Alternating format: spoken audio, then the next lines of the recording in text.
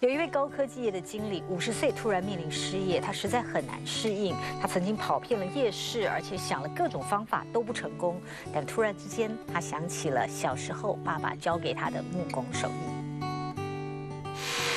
堆满梦想的木工教室开工了。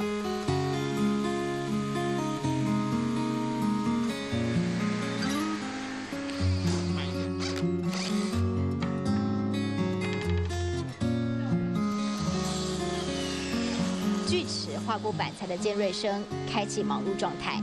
每个人努力打造自己的需求。然后想说，这样小孩子刚好需要书桌椅，然后家里有一些，因为家里其实小小的，有时候外面买的家具都比较大。我有想过要做床，就是小孩子的床，然后是上铺的，然后下面是可以有书桌或者是有一些收纳的空间。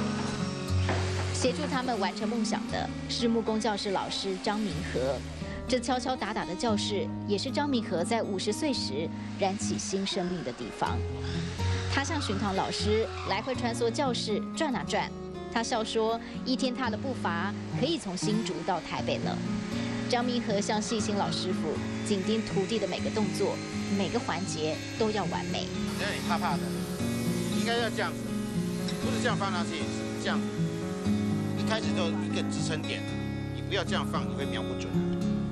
就是斜斜的这样子，这样下去不对。4年前，张明和才开始这样的生活，polo衫加轻便球鞋，没有以前更正式体面的衬衫西装。张明和20几年职场生涯，在竹科从传统纺织厂管理200人的厂长，一路做到高科技光纤产业的生产部经理，直到2008年全球金融海啸爆发。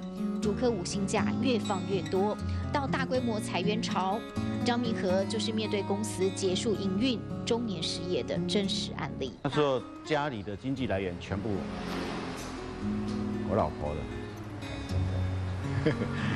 那我们的栋梁就垮下来了，怎么办？金融海啸少了很多人，像新竹园区的非常严重，就是塞车的状况都减轻了。 就知道有多严重，然后路上骑脚踏车的非常多。哦，我们没有那个资本可以去骑自行车，他们自行车一台都10几20万，我们连5000块的自行车都骑不起的时候，就只有想到怎么把日子过下去。金融海啸之后出来，一些人可能精神状况都会很脆弱。那你们可能不晓得，那竹科的可能很多就是。 出门就是不见得是去工作，可是还是必须说假装去上班。1年当中，我感觉我自己变很老了，心情上变很老了。以前长辈还在。一提到这个人生转折，张明和话变少了，人过半百，工作被资遣，接着还有老母亲过世的打击，长达1年半，一个家少了主要收入来源，还有正在念书的儿女。 这个丈夫和父亲原本家中支柱的角色，心理焦虑可想而知。反正觉得好像没有明天的感觉，真的，前途茫茫啊，茫然就对了啦。然后还是有找一些那种，就是说各方面去尝试，比如他有卖过爆米花，爆米花很好吃。可是毕竟那个不是民生必须啊，而且经济不景气的时候，那个。 只有一阵子的那个生意，因为刚推出，那时候也是雨后春笋，有很多爆米花。那出来，毕竟它不是民生必须啊。我记得曾经有好几个月，我们几乎全家人跑遍中北部各大夜市，真的去看卖什么东西，有什么商机呀？哦，大家去。 集思广益去看看，哎，这个可以引到我们新竹来做。哦，跑了，真的所有各大夜市全部跑过之后，回归原点还是一样。台湾这几年面临产业外移、景气变动、中年失业、高不成低不就的窘境，转业得另觅出路，一边调整心境上的落差。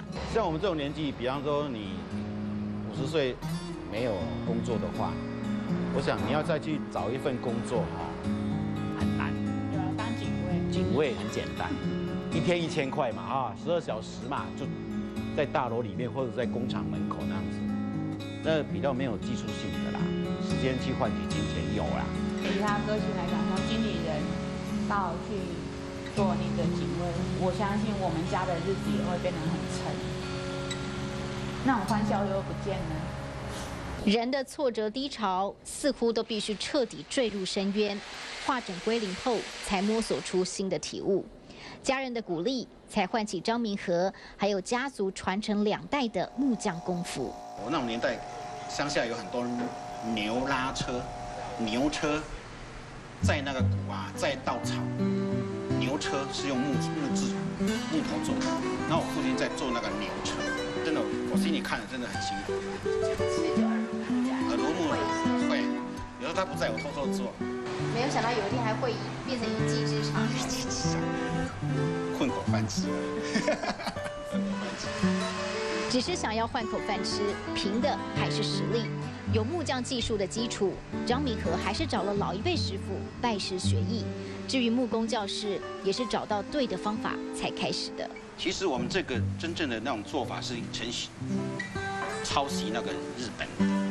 日本有很多 DIY 木工，我们有我们的工具，我们方法去把它一样做成一个东西出来，就是用手螺丝，最快，让大家很快都能够上手啊，这样子才有成就感啊！不要现在叫你去做一个什么榫接的，啊，用手锯的话，锯一个榫头，叫你学2天，我想人家都不愿意来了。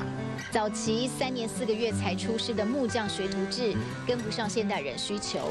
观察市场潮流，也许是竹科高阶经理人的训练。线锯机取代锯子，电钻取代胶锤 ，DIY 木工教室的教学先闯出名声，生意就上门了。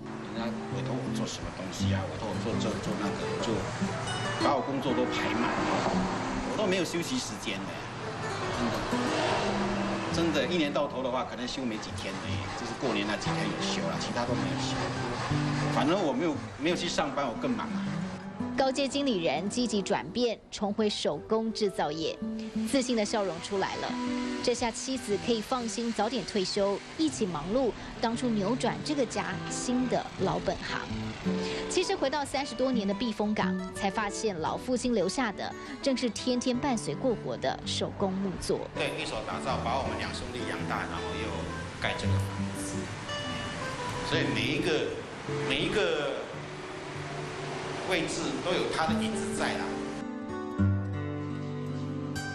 爸爸的时候，那时候我从小看着他做这些门啊、窗户啊这样子长大，然后这个都是他做的。神气的表情是做儿子的，从父亲身上得到了感佩跟骄傲。这就是我们的新房，以前的新房。我跟他说我不要墙，然后就是画一张，然后说一半是这边的衣橱，那一半是那边的衣橱，就2个方向是相反的嘛。没有人听懂，可是我公公就是把它做对，然后我把那个墙画出来以后，衣橱，然后这边还有一个梳妆台，不要脚。所以我很佩服他，因为他就是我讲的完全一模，就是我做出来就是我要的，然后这个东西我就很佩服。那时候结婚的时候，哇，天，很豪华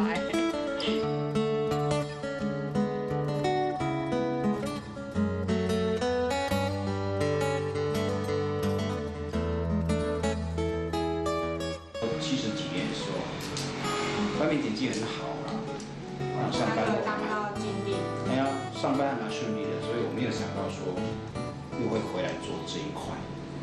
就是他离开的早，36岁他就离开了，是，说是蛮厉害，50几岁又来做这一块，连我自己的阿姨都说：“你行吗？”啊，隔壁的建材行老板用客家话讲：“你真的会哦。”有时候我在想，我在做到有一些困难的时候，我就会停下来，我都不做，因为这是属于比较深入的一个木作的部分，我都停下来不做，我让自己清醒一下。当我第2天一觉醒来，我会做。我常常都有这种，我感觉好像有一双手在帮着我。儿儿时记忆里，跟在父亲身边当学徒的绝活，数十年后才有机会发挥，多亏背后支撑的力量。没有那一段日子，也没有今天的现况啦。啊，是不是？我们就比较，既然下定决心走过来的话，但是现在回头去看的话，当然是看起来就很心酸啦，对不对？但是以目前来讲，我觉得当下在这个我们真的很充实。我觉得我每天在过很精彩的日子。那是说上帝关了那一道门以后，开了很多窗。